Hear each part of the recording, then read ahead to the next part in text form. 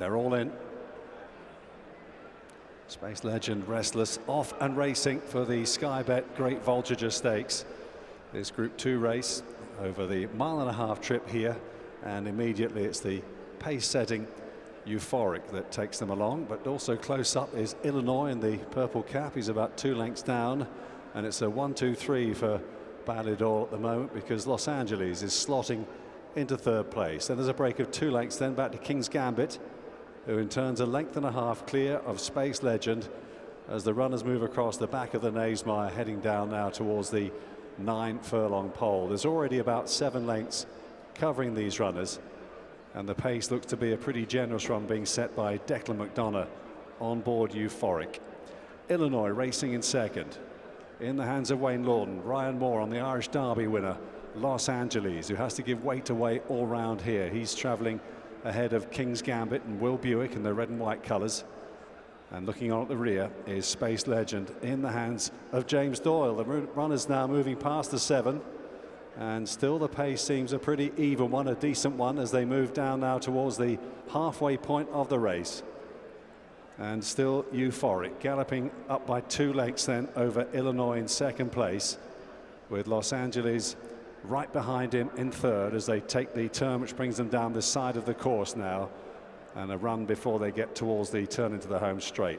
Behind Los Angeles is King's Gambit, who's always restrained in his races, up in trip today, and Space Legend looking on at the rear as they straighten up for the judge here with just over a half a mile to travel down the centre of the course here. Euphoric pressing on, Illinois travelling well in his slipstream, and Los Angeles is being given the hurry up by Ryan, but he is beginning to close on his 2 stable companions. King's Gambit is now shaken up by Will Buick. He's also picking up these leaders, and Space Legend is trying to land a blow as well. They're up towards the final quarter mile, and Illinois just hits the front briefly maybe. Los Angeles alongside him as the pace setter weakens. King's Gambit under pressure, but keeping on behind them down the centre, but he's ducking left-handed. They're racing inside the final furlong. Los Angeles from King's Gambit and Illinois, with Space Legend on the inside. Los Angeles digging really deep as they race up towards the line from Illinois, and Los Angeles done it. He did it by a neck from Illinois. 1-2 for Aidan O'Brien. King's Gambit, Space Legend, and then the pace-setting Euphoric, 5th and last.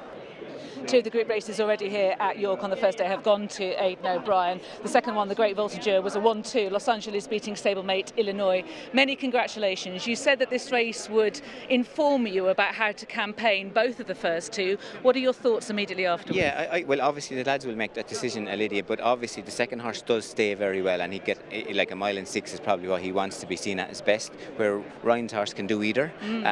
He can go up in trip. He has plenty of class. He was there with a penalty today, and they didn't go over fast in the middle of the race.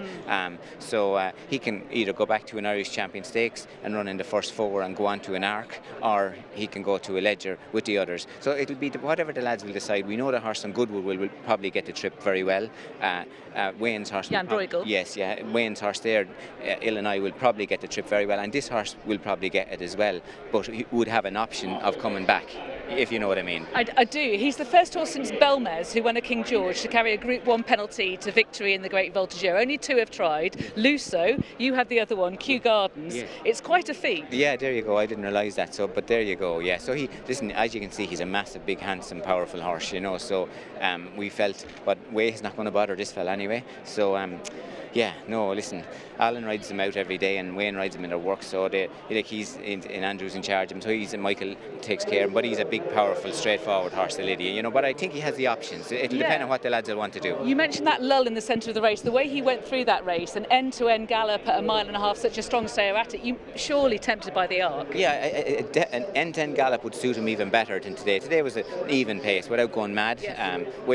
Declan's horse was a little bit lazy in front through the middle of the race, and Wayne's horse we know stays very well, and he looked like he was going to lose second, Wayne's horse, and he came back for him to be second, you know, so that usually suggests suggests that he wants that trip plus, you know. So and we know that he'd won in Ascot Overs, and he ran in France, and the pace over a mile and a half, he looked like he needed a stronger mile and a half, you know. So yeah, so I think it's all up there really. And with the winner, you wouldn't be worried either if it was the bit of cut in the ground and Longchamp, would you? No, he handled the cut very well. He won in soft ground as a 2-year-old, his Group 1, I think the first 2 times, and then he won in soft ground at Leopardstown. So he's very versatile, and then obviously in Epsom and the Curragh was very good firm ground. So and today, so he's very versatile really. And a better 4-year-old, do you think, the way he's built? Has to be. He's massive, a lady. So when they're that big, they have to be weak at 3. So he's definitely going to progress. This is a lovely position to come out of the Great Voltigeur with the 1-2. Exactly. Listen, I'm delighted for the lads, really delighted for everyone, and it's hard to win these races, and when they come together and win,